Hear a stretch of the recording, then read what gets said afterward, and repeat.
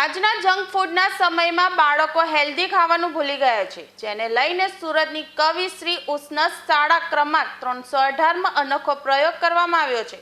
કવિશ્રી ઉષ્ણસ શાળા ક્રમાંક 318માં દર બુધવારે ફ્રૂટ ડેની ઉજવણી કરવાની શરૂઆત કરવામાં આવી છે, જેમાં શાળાના બાળકોને તેમજ શિક્ષકો અલગ અલગ પ્રકારના ફ્રૂટ લઈને આવ્યા હતા અને સાથે બેસીને ફ્રૂટ આરોગ્ય હતા અને સાથે બાળકોને ફ્રૂટનું મહત્વ તેમજ જંક ફૂડ ખાવાથી શરીરને થતું નુકસાન પણ શાળાના શિક્ષકો દ્વારા સમજાવવામાં આવ્યું હતું। ત્યારે બાળકો તેમજ વાલીઓએ પણ આ પ્રયોગમાં ખૂબ સારો સહયોગ આપ્યો હતો અને બાળકો પણ શાળાના નિર્ણયથી ખૂબ ખુશ જોવા મળ્યા હતા।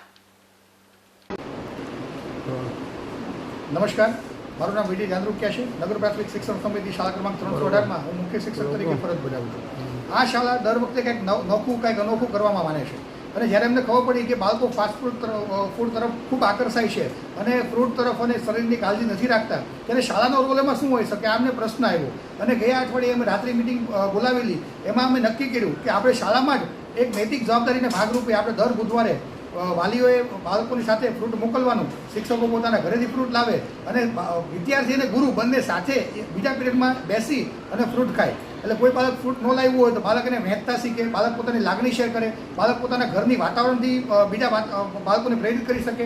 આવો એક ઉમદા હેતુથી અમે આયોજન કર્યું હતું અને આપ જોઈ શકો છો કે બાળકોને ખૂબ બધી મજા આવી। બધા જ બાળકો વિવિધતાસભર ફ્રૂટ લઈ આવ્યા હતા સાથે અને સવારથી જ અમારા આશ્ચર્ય વચ્ચે જ્યારે હું સ્કૂલમાં આવ્યો ત્યાંથી ઘણા બધા બાળકો મને sir happy fruit day, sir happy fruit day કરી અને મને વિશ કરતા હતા। એટલે બાળકોએ પણ સહજતાથી સ્વીકાર્યું અને વાલીઓ એને નમસ્કાર, મારું નામ ચૌહાણ આનંદી મુકેશભાઈ છે। હું ધોરણ 7માં અભ્યાસ કરી રહી છું।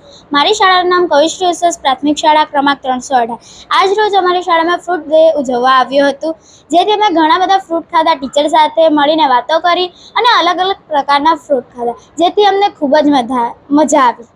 આજના જંક ફૂડના સમયમાં તમે આજે ફ્રૂટ ડેની ઉજવણી કરી, તો શું કહેશો? આજે ફ્રૂટની એટલે ઉજવણી કરી કારણ કે દરરોજ તો મતલબ કે ઘરે કોઈને કોઈ ફ્રૂટ ખાતા જ હોય, પણ આજે સરનું એવું મન થયું કે બધા જ સાથે મળીને ફ્રૂટ ખાઈએ અને મજા કરીએ।